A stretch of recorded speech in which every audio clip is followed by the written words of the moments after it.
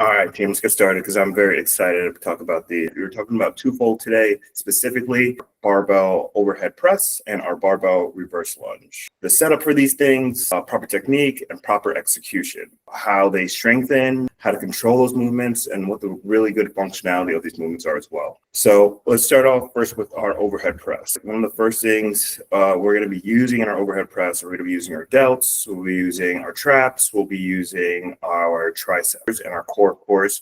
That's going to provide stability. These are like our main movers for the lift. Our overhead press is going to reinforce proper overhead mechanics. So anything like our skier, our ball slams, snatches, right? So these are going to help those movements. It translates to all sorts of athletic performance, from everything to burpees or skiers or push-ups. So it helps with posture and other functional things like putting groceries away or reaching for something on that top shelf or closing a blind by using that motion. This is what it's going to help transfer into. So there's always a why to why we do these things.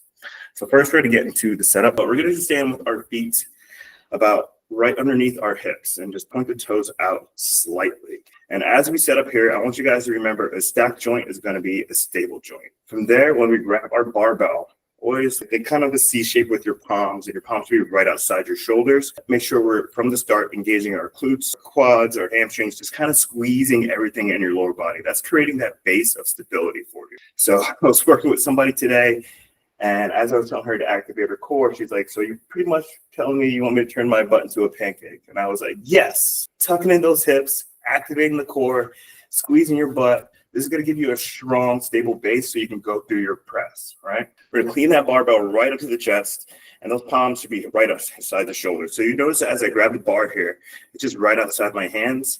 And when I clean it up to the chest, my hands are just right outside my shoulders. And then you got my face cut off a little bit, and then you can see it right there. Our eyes should be right underneath the bar. So lots of times we'll see people, the bar way up here, or it's hanging down super low. There's no activation going on right here. We want that bar very close to their face. You should almost be able to touch your nose on the bar.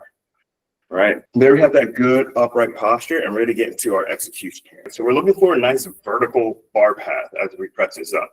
So we don't want that bar to come out here. This is just going to put more strain on the delts, more strain on gravity, just pulling us downward this way, and not going to allow us to use all our muscle and produce all that force. One thing I also really want to emphasize is having a nice neutral wrist. I see people pressing like this a lot. This is very bad. You're going to lose some force production here, but nice neutral wrist is what we want to keep here. And then we're going to press up, straight up overhead, and pop our head right through that window. Aiming that bar right for the top of their head or crown of our head. You don't have to throw your head forward or aim your head down. You're just thinking shrug at the top as you press up, using those traps, squeezing those triceps, keeping that rib cage down, squeezing those quads because that's your base, and that's going to give you that good power transfer for that overhead press. As we lower the bar back down and pop it through that window, we want to come down with some good control. What you'll see a lot of the times is, and I'll get to it a little bit more, is the elbows start to flare out on the way back down. You can notice my elbows are inwards. This allows me to use my lats as a little bit of a base and stability to get back to this good front rack position rather than having my elbows flare out. And now my arms are just floating in space and all the pressure is still on my delts at this bottom start position here. So if I just rotate my elbows inwards a little bit, I can rest them on my body. My shoulders are still just tense enough to go right back into my next press, forcing that bar path right overhead, straight up and down. You want to have control of the weight. Don't let the weight control you. That is an awesome cue. Lots of times you'll see that powerful, good, strict press. It goes straight up and down, but then on the way back down, there's like this buckling, right? Tell members to keep that brace all the way through. So they're gonna press up, exhale as they press up, inhale as they come back down, take a nice big breath in and out, and perform their next lift again. Some common mistakes for this one of the big excessive things you'll see is leaning back. That press overhead, and they think they're getting overhead, but they're leaning back so far that that bar is nowhere close to over their head. A good way to fix that is, once again, squeeze the glutes, squeeze the quads, brace that core, brings you right into that straight up and down position that we want to be in. So core engagement is going to come from your hips, right? I want you guys to think about your shoulders in correlation with your hips. Those shoulders are back, the hips are forward. There's no stability here. My shoulders are stacked right over my hips. I have stability through my core. I have stability through my legs. I can press and push with my arms. Elbows flaring out, like we just talked about. When those elbows are supposed to come out, and you're going to think squeeze those triceps as you press up, but on the way back down, we want them to come back inwards. You're going to feel less control and less stability as those elbows flare out on the way down. We want those elbows to be pointing towards the screen, coming right into our chest as we come back down. When the wrists are bent like this, usually means the grip is loose. You're not going to be able to produce as much force in that straight path with that bent wrist. So keeping the wrist nice and straight, especially for any of your clients who have wrist issues, carpal tunnel, they want that neutral wrist, right? They want that neutral straight wrist. That's going to help produce force as they press right overhead, those biceps to the ears. With that bent wrist, it's just going to make them lose power at the top and at the bottom and be even harder to control. So that incomplete lockout is going to look like this. It's going to look like that press, but we get about here. And it looks like I'm completely locked out, but my triceps are not flexed at all. There's no engagement to my triceps. My shoulders are pretty much flexed here. I like to tell people to pull the bar apart. If I try to pull the bar apart, that squeezes my triceps. And then right at the very top of my leg, I'm going to shrug up, right? Now I'm getting that full activation. I'm using all the muscle mass I have possible to get through that lift. Trying to pull the ball apart. As I shrug up right there, it's right over my head, and I've engaged all those muscles. Make sure you're really telling members to work their way up as they get 4 sets through TwoFold, right? Their first set should be nice and light. Should be talking to them about their proper mechanics, talking to them about their bar path. Find a way to build up over those next 3 sets. All right, we're going to get to our good old reverse lunge. Why we do the reverse lunge? Reverse lunge is going to strengthen your glutes. It's going to strengthen your quads. It's going to strengthen your hamstrings. It's going to strengthen your calves, right? It's a great lower body exercise. It also takes a lot of core stability as well, especially from our front rack position. Front rack is going to help with that core strength, right? Because we're front loaded. So to keep ourselves from falling over, we got to use that core. And that's also very good for posture. Using the barbell is going to help improve our front squat, our back squat even, right? Because we got to clean up the bar to get into that good rack position, all right? That reverse lunge is a unilateral movement pattern, right? It's going to help with balance and coordination and also power. So you have to generate a lot of power to get from that single leg back up to 2 feet from the floor. And so let's talk about our setup. First, we're going to do is clean up that bar to the chest with our elbows towards the ceiling.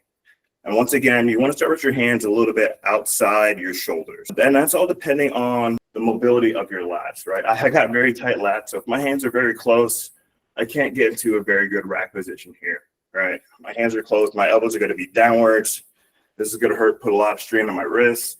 The barbell's not resting anywhere. It's not resting on my body anywhere. It's kind of floating in space. I make my hands just a little bit wider. When I get into that rack position, now it's resting on my delts. My elbows are up as high as possible. I still have very tight lats. And I know it's not super comfortable for everybody, and that's okay. We can swap it out.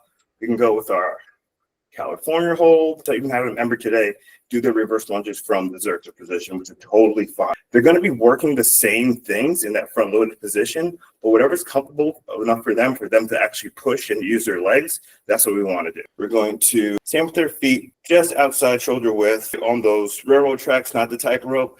Once again, we're tucking in the hips, bracing the core. Everything's loud and proud, like our chest. We have a good posture here, standing as tall as possible before we start getting into our actual reverse lunge. So we're going to engage the core, step back with those elbows lifted. We want to step back so there's 90 degrees in both knees. And I want you to think knees right underneath your hips. We're going to push your front heel and I'll let the thing float. I'm going to push as hard as I can to my front heel and float up. That's how you get that powerful step on the way up. Once we're at the top, we're going to take a big breath in and out and do it again. So we want to make sure that chest is up loud and proud, and we're exhaling as we're pushing up. Big breath in, tightening the abs, stepping back, creating 90 degrees in both those knees. Exhaling at the top, pushing up, blowing out that breath of air, and then switching those legs, boom, and doing it all over again. Dropping the chest is what we'll see a lot with these front-loaded movements. As we step back here, this is going to be the hardest part. So if you're not maintaining any core pressure, you're going to see that excessive forward lean. You're going to hear about some back pain going on because the core is not activated.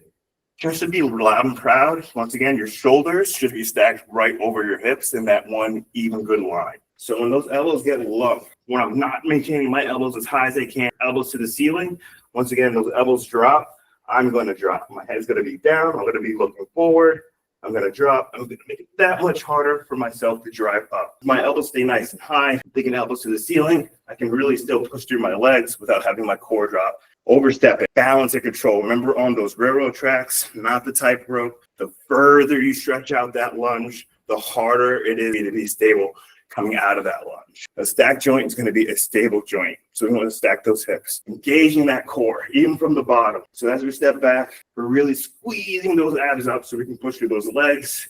If I let my core relax, you're going to see that wobbly left, right, lift all the way up. And that's not what we want to see. We want to see them take a powerful step in and step out. We want them to take that big breath in, tuck those hips in, brace the core, step back, exhale, and push through their front heel at the same time to get to the top of the lift and stand up loud and proud with power and control. Remember, pushing that front leg like you're going to float up, like you're going to launch yourself through a window or something, and you're exhaling at the top. Remember, the red is your green.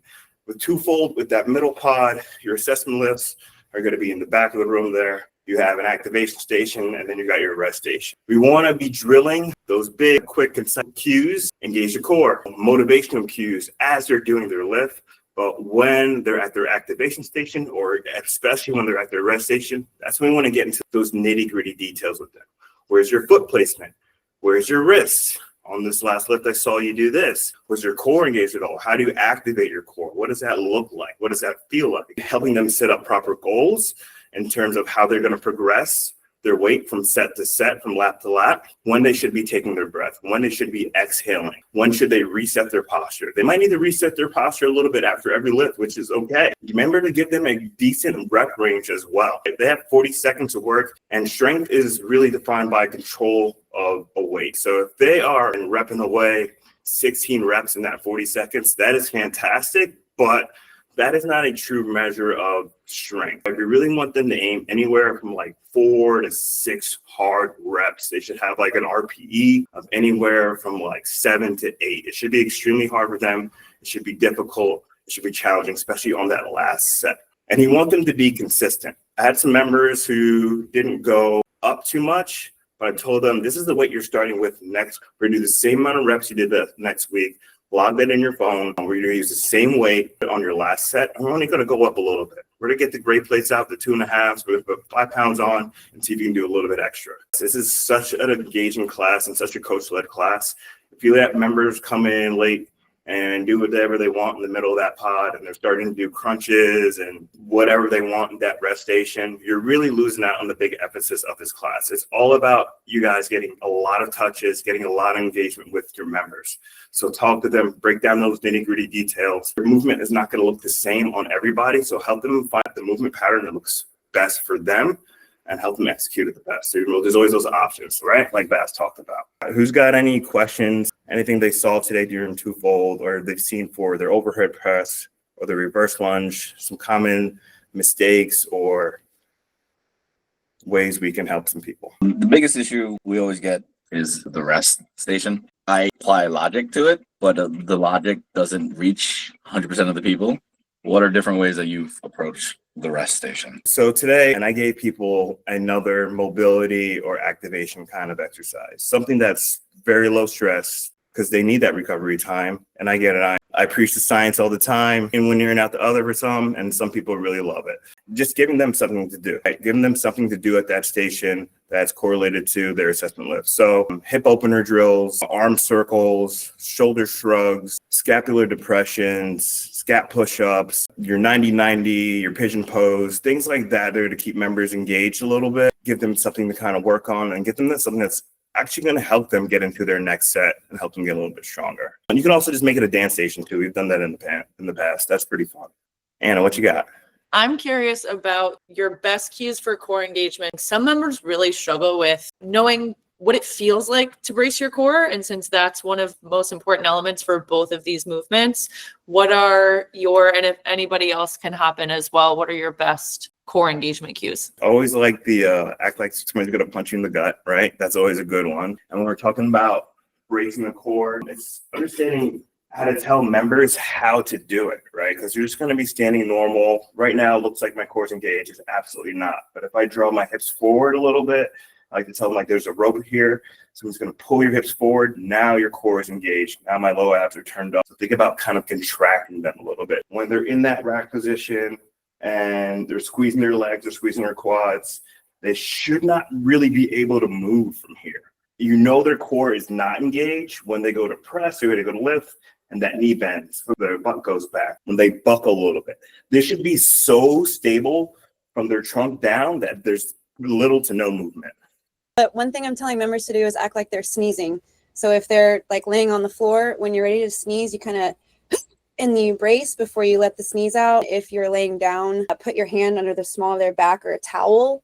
And if you're able to pull the towel out, they're not bracing or they're not pressing down from their belly button into the floor. When they're, I guess, dead hanging and you want them to brace better, just tell them, act like I'm going to tickle you. You're ready for the tickle. And they're like, I love that, Lindsay. I also do what I call is the earthquake test. So anytime they're supposed to be stable during any movement, I'll tell them earthquake, earthquake, and I'll just kind of gently push them. And if they're bracing their core, I shouldn't be able to push them. I love that. That's a fun one. And then just to kind of touch on what Lindsay said, whether you're hanging, you're hinged, really it's all about that pelvic tuck. Yeah. As soon as you do that, it alleviates pressure on the low back. It forces the engagement in the core. But even in a hold, you should be in a hollow body position. Out of full extension overhead, you should be still somewhat in a hollow body position. That same hollow body position, that's your overhead press position, right? You're just on your back. Thank you. That was awesome. And like I said, too, with our barbell position, some members were still very uncomfortable with doing a front rack for their reverse lunge today. If they want to back rack it too, that's fine as well. As long as they're lifting heavy and we're pushing them, give them those options, coach them up, team. Make sure they're getting the most out of their workouts. Make sure you're engaging with them and just have a lot of fun. Guys, I'm always here. I'm always around if you have any questions, comments, concerns. But this has been fantastic. We'll keep going with these. And I'll see you guys soon. Appreciate your time. Thank you so much. Thank you, Mitch. thank you.